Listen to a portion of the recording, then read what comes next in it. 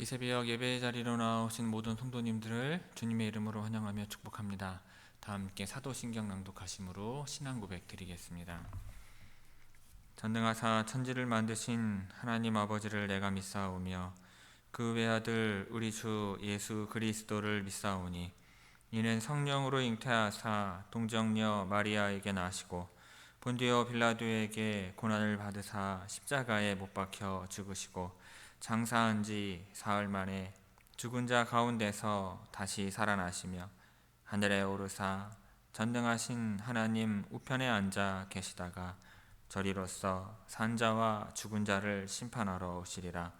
성령을 믿사오며 거룩한 공예와 성도가 서로 교통하는 것과 죄를 사하여 주시는 것과 몸이 다시 사는 것과 영원히 사는 것을 믿사옵나이다. 아멘.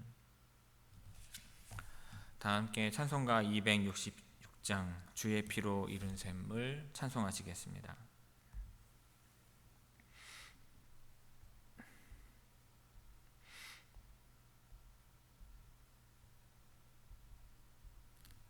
찬송가 266장입니다.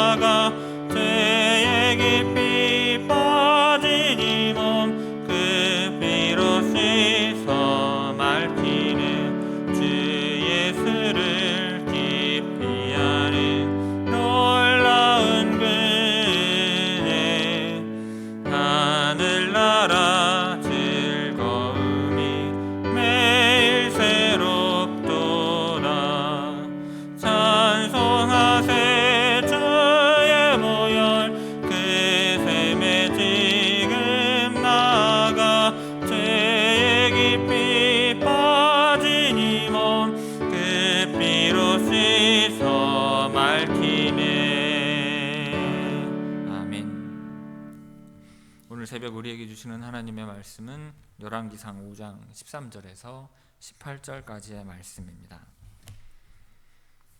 구약성경 열왕기상 5장 13절에서 18절의 말씀입니다. 제가 봉독하겠습니다. 이에 솔로몬 왕이 온 이스라엘 가운데서 역군을 불러일으키니 그 역군의 수가 3만 명이라. 솔로몬이 그들을 한 달에 10,000명씩 번갈아 레바논으로 보내매 그들이 한 달은 레바논에 있고 2달은 집에 있으며 아도니람은 감독이 되었고 솔로몬에게 또 짐꾼이 7만 명이요 산에서 돌을 뜨는 자가 8만 명이며 이외에 그 사역을 감독하는 관리가 3,300명이라. 그들이 일하는 백성을 거느렸더라. 이에 왕이 명령을 내려 크고 귀한 돌을 떠다가 다듬어서 성전의 기초석으로 놓게 하매 솔로몬의 건축자와 히람의 건축자와 그발 사람이 그 돌을 다듬고 성전을 건축하기 위하여 제목과 돌들을 갖추니라. 아멘. 이 새벽 말씀을 통해 주시는 은혜가 충만하게 임하기를 바랍니다. 오늘 본문 말씀은 솔로몬이 역군들을 소집하고 성전 건축을 시작하기 위한 준비를 온전하게 마치는 내용입니다. 13절 봅니다. 이에 솔로몬 왕이 온 이스라엘 가운데서 역군을 불러일으키니 그 역군의 수가 3만 명이라. 육군이라는 말은 성전 건축을 위해 솔로몬의 명령으로 징집된 이스라엘 자국민을 뜻합니다. 이들 3만 명은 15절에서 언급하고 있는 짐꾼 7만과 돌뜨는 자 8만 명과는 구별됩니다. 이들은 아도니람의 지휘 아래 레바논과 이스라엘을 오가면서 벌목과 관계된 일을 감당했던 것으로 여겨집니다. 따라서 솔로몬은 성전 건축과 왕궁 건축을 위해 이스라엘 내에 거주하던 이방인들만을 노예로 삼아 부역시키지 않고 이스라엘 자국민도 동원하여서 성전 건축에 참여하게 했다는 사실을 보여주고 있는 것입니다. 이것은 자국민과 이방인을 자연스럽게 융화시키는 것으로서 솔로몬의 지혜로운 통치 방식을 엿볼 수 있는 대목입니다. 그러나 이러한 지혜는 성전과 왕궁 건축 이후에 벌어지는 대대적인 건축 상황에서는 찾아볼 수 없게 됩니다. 즉 이스라엘의 국방을 핑계 삼아 자국민들을 징집에서 제외시키고 오직 이스라엘 내에 거주하던 이방인들만을 노예로 역군 삼아서 건축 공사에 투입시켰던 것입니다. 이러한 변화는 솔로몬 왕국이 쇠퇴할 것을 보여주는 하나의 예시입니다. 14절 봅니다. 솔로몬이 그들을 한 달에 10,000명씩 번갈아 레바논으로 보내매 그들이 한 달은 레바논에 있고 두 달은 집에 있으니 아도니람은 감독이 되었고. 자, 솔로몬의 노동 정책을 보여주는 내용입니다. 여기에서 집은 직역하면 그의 지배가 됩니다. 즉 솔로몬은 징집된 3만 명을 10,000명씩 교대로 한 달은 레바논에서 그리고 두 달은 그의 집에 있도록 한 것입니다. 여기에서 집에 대한 해석을 성전이나 왕궁으로 달리 해석하는 학자들도 있습니다. 하지만 대개의 경우에는 이들이 이스라엘의 평민이었기 때문에 한 달은 레바논에서 부역을 하고 두 달은 이스라엘에 돌아와서 자신들의 집안일을 돌보았다고 보는 것이 맞을 것입니다. 자, 그리고 아도니람은 다윗과 그리고 솔로몬과 그리고 르호보암 때까지 이 감독관으로서 부역을 책임진 사람이었습니다. 그는 아도니람은 다윗 때부터 역군의 감독이 되었고요. 솔로몬 시대에 이 건축 공사와 관련하여서 이 부역 제도가 확장되면서 그의 지위 또한 강화되었습니다. 그러나 르호보암까지 이어졌던 이 과다한 부역 제도는 백성들의 원망을 사게 되었고 결국에는 아도니람을 죽음에 이르게 하게 되는 것입니다. 자, 15절 봅니다. 솔로몬에게 또 짐꾼이 7만 명이요 산에서 돌을 뜨는 자가 8만 명이며. 자, 이스라엘 백성으로 이루어진 3만 명의 역군 이외의 부역자들을 가리킵니다. 자, 짐꾼은 짐을 드는 자들인데 이들은 벌목한 나무나 채석된 돌 등을 일정 지역까지 운반하는 역할을 했습니다. 또 돌을 뜨는 자는 돌을 채석하는 사람 혹은 나무를 작벌하는 사람을 뜻합니다. 따라서 이들은 돌만 채취하는 사람이 아니라 나무를 자르는 사람까지 포함하는 것입니다. 그런데 이들은 이스라엘 땅에 거하던 가나안 사람들로서 노예의 신분이었어요. 여기에서 산은 대체로 예루살렘을 말하는 곳으로 해석되어 왔습니다. 즉 솔로몬의 채석장이라고 불리는 대규모의 채석장이 있었는데 그 채석장이 예루살렘 성읍 바로 아래에 위치해 있었다고 여겨졌던 것입니다. 자, 16절 봅니다. 이 외에 그 사역을 감독하는 관리가 3,300명이라 그들이 일하는 백성을 거느렸더라. 자, 본문은 사역을 감독하는 관리가 3,300명이라고 기록을 하고 있는데 그에 반해 9장 23절에 보면 똑같은 단어를 사용하고 있으면서 550명으로 언급을 하고 있습니다. 그런데 이와 같은 차이는요, 조금 더 직급이 높은 감독이 550명이고 그 아래 감독이 3,300명으로서 감독의 어떤 직급의 우열을 기준으로 나눠 놓은 것으로 볼 수 있습니다. 그리고 좀 직급이 높은 감독 550명은 다시 이스라엘 사람 250명과 가나안 사람 300명으로 구성이 되었어요. 그렇기 때문에 본문에서 언급하고 있는 3,300명은 가나안인들로서 모두 좀 직급이 낮은 감독자들로 볼 수 있는 것입니다. 자, 13절에서 16절까지 우리 함께 읽도록 하겠습니다. 13절에서 16절 말씀입니다. 이에 솔로몬 왕이 온 이스라엘 가운데서 역군을 불러일으키니 그 역군의 수가 3만 명이라. 솔로몬이 그들을 한 달에 10,000명씩 번갈아 레바논으로 보내매 그들이 한 달은 레바논에 있고 두 달은 집에 있으며 아도니람은 감독이 되었고 솔로몬에게 또 짐꾼이 7만 명이요 산에서 돌을 뜨는 자가 8만 명이며 이외에 그 사역을 감독하는 관리가 3,300명이라. 그들이 일하는 백성을 거느렸더라. 아멘. 자, 이어서 17절을 봅니다. 이에 왕이 명령을 내려 크고 귀한 돌을 떠다가 다듬어서 성전의 기초석으로 놓게 하매. 자, 성전의 기초로 놓이게 될 돌들에 대한 기록 내용입니다.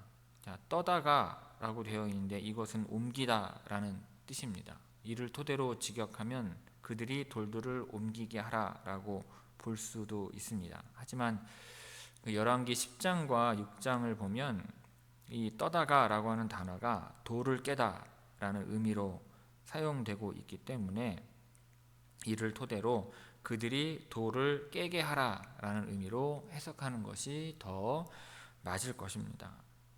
그리고 이제 다듬는 것은 내 모퉁이를 정방형으로 잘라내는 것을 의미합니다. 성전의 기초석에 대하여 이제 7장에 보면은 그 사이즈가 크기가 나와 있는데 보통 10규빗이면 약 10규빗이면 4m 50cm 정도 되고요. 8규빗이면은 3m 60cm 정도 됩니다. 그러니까 그 정도 큰 크기로 이 돌들이 잘라진 것이죠. 이처럼 크고 귀하고 잘 다듬어진 기초석은 어떠한 성전의 위용을 드러내기에 충분했을 것입니다. 자, 18절 봅니다. 솔로몬의 건축자와 히람의 건축자와 그발 사람이 그 돌을 다듬고 성전을 건축하기 위하여 제목과 돌들을 갖추니라. 자, 여기에서는 솔로몬의 건축자들과 히람의 건축자들 그리고 그발 사람이 소개되고 있습니다. 건축자는 전문 건축 기술자를 의미를 합니다. 그런데 그발 사람을 소개할 때는 건축자를 언급하고 있지 않죠. 이것은 히람의 건축자들 중에서 그발 사람들까지 성전 건축에 참여했다는 사실을 밝히고 있는 것입니다. 자, 그발 사람들은 히브리어 원어로 깨벨이라고 하는데 이 깨벨 지역에 사는 주민들로서 그 베니게에 유명한 삽목숲이 있는 곳에서 거주했습니다. 근데 에스겔 27장에 보면 그발 사람들이요 조선술을 가지고 있었다는 말씀이 있는데 이것은 이들이 노련한 기술자들로서 솔로몬의 성전 건축을 위한 벌목과 채석 작업에 가장 적합한 숙련공들이었음을 알게 해주는 것입니다. 그리고 여기에서 다듬는다는 말이 또 나오는데 앞절에서 성전의 기초돌을 다듬는 것과는 다릅니다. 이 단어는요 우상을 깎아 만들거나 모세가 십계명 돌판을 깎아 만든 것을 묘사할 때 사용된 단어이고 그러니까 세밀하고 정교하게 다듬는 동작을 가리키는 말입니다. 자, 즉 15절에서 돌을 캐내는 작업을 시작으로 17절에서는 캐낸 돌을 다듬어 성전에 기초돌을 놓고 그리고 마지막으로 본절에서는 그 돌들을 가장 정교하게 마무리해서 준비한 사실을 보여주고 있는 것입니다. 자, 이처럼 열왕기상 5장 말씀은요 하나님이 허락하신 지혜로 솔로몬이 외교 관계와 국내 노동 문제를 성공적으로 이끌면서 성전 건축과 왕궁 건축의 기틀을 마련했음을 보여주고 있습니다. 결국 왕국의 번영을 상징하는 이러한 건축의 시작은 하나님께서 허락하신 것이었습니다. 따라서 솔로몬이 하나님을 위해서 성전을 건축하게 되었다는 사실이 중요한 게 아니라 하나님이 왜 솔로몬 왕국에 평화와 안정을 주셔서 성전 건축을 가능하게 하셨는지를 이해하는 것이 중요한 것입니다. 그것은 솔로몬이 선왕인 다윗의 뜻을 이어받아 이 당시까지는 전심을 다하여 여호와 하나님과의 언약을 준수하고 있었기 때문입니다. 즉 언약을 준수하는 결과로 지혜가 주어진 것이고 지혜의 결과로 왕국이 강성함을 누리고 그 기반 위에 성전 건축이 시작된 것입니다. 이러한 맥락을 이해하게 될 때 지혜로운 솔로몬이 왜 성전을 하나님께 봉헌하고도 비극적인 종말을 맞이했고 그가 죽은 이후 왜 이스라엘이 두 왕국으로 분열되었는지 그 이유를 깨닫게 되는 것입니다. 그것은 솔로몬이 말년에 여호와 하나님을 멀리하고 이방의 우상을 숭배함으로써 언약을 배신한 결과였던 것입니다. 자, 17절 18절 말씀 함께 읽도록 하겠습니다. 17절 18절 말씀입니다. 자, 이에 왕이 명령을 내려 크고 귀한 돌을 떠다가 다듬어서 성전의 기초석으로 놓게 하매 솔로몬의 건축자와 히람의 건축자와 그발 사람이 그 돌을 다듬고 성전을 건축하기 위하여 제목과 돌들을 갖추니라. 아멘. 자, 성도 여러분, 자, 오늘 본문을 보면 솔로몬이 성전 건축을 위한 준비를 빈틈없이 하였음을 볼 수 있습니다. 그런데 고대 시대에 큰 규모의 건축 공사를 하는 것이 참으로 쉽지 않다는 사실 또한 보게 되는 것입니다. 준비해야 할 자재도 대규모요, 필요한 인력도 대규모입니다. 그러기에 자재를 준비하는 것도 쉽지 않고 인력을 준비하여 구성하는 일도 참으로 쉽지 않습니다. 나라가 부강해야 가능한 일이며 전쟁이 없어야 가능한 일인 것입니다. 국내외적으로 태평성대를 누려야 대규모의 건축 사업을 할 수가 있는 것입니다. 그렇기 때문에 이것은 내가 하고 싶다고 해서 할 수 있는 것이 아닌 것입니다. 열왕기서의 저자가 강조하고 있는 것처럼 하나님께서 솔로몬에게 지혜를 주셨기 때문에 가능한 것입니다. 솔로몬의 지혜를 통하여 이스라엘이 번영을 누리고 평화롭게 되어서 가능했던 것입니다. 살다 보면 나만 잘한다고 되는 게 아닌 일들이 참으로 많습니다. 내가 잘하니까, 내가 잘하면 될 거라고 기대하지만 세상은 나 혼자 잘하는 것으로는 무언가를 이루거나 성공하는 것이 참으로 어려운 것입니다. 우리가 기도해야 하는 이유가 바로 여기에 있는 것입니다. 성전을 건축하는 일에 동원된 인력을 보십시오. 나무를 베는 사람, 목재를 산 아래로 이동시키는 사람, 목재를 뗏목으로 만드는 사람, 바닷길로 옮기는 사람, 다시 건지는 사람, 육지로 이동시키는 사람, 깎는 사람, 다듬는 사람, 세우는 사람, 장식하는 사람 등등 온갖 종류의 일꾼이 있어야 성전을 건축할 수가 있는 것입니다. 얼마나 많은 사람들의 다양한 수고가 있어야 하는지 모릅니다. 그런데 그 많은 사람들의 다양한 수고에도 불구하고 성전을 건축하는 일에는 하나님의 도우심이 있어야 가능한 것입니다. 물론 사람의 힘만으로도 할 수 있는 일이 있습니다. 하지만 진정으로 위대한 일은 하나님의 도우심이 있을 때 이룰 수 있는 것입니다. 그러므로 내가 잘하면 내 힘으로 다 할 수 있다고 믿기보다 열심을 다하는 가운데 하나님의 도우심을 구할 수 있는 여러분들이 되시기를 바랍니다. 나만 잘한다고 되지 않습니다. 하나님께서 지혜와 능력을 주셔야 우리도 잘할 수 있지만 겸손한 가운데 하나님의 도우심을 바라는 여러분들이 되시기를 바랍니다. 솔로몬이 그렇게 성전을 건축했던 것처럼 우리도 우리 인생의 바벨탑이 아니라 성전을 건축해 나갈 수 있으시기를 바랍니다. 그리고 우리 인생이 성전처럼 지어져 가기를 바랍니다. 오늘도 도우시는 하나님을 믿는 가운데 힘을 내어 승리하는 여러분들 되시기를 이 시간 주님의 이름으로 축원합니다. 기도하겠습니다. 아버지 하나님, 오늘 본문을 통하여 솔로몬이 성전을 건축하기 위한 준비를 빈틈없이 갖추는 것을 보게 됩니다. 하나님의 은혜요, 하나님이 주신 능력임을 아버지 하나님 믿고 고백하오니 하나님 우리의 삶 가운데도 하나님 함께 하셔서 지혜를 주시고 능력 주셔서 우리의 삶 가운데 이루어 나아갈 것들을 빈틈없이 잘 준비할 수 있는 주의 성도들 되게 하여 주옵소서. 그러나 나의 능력과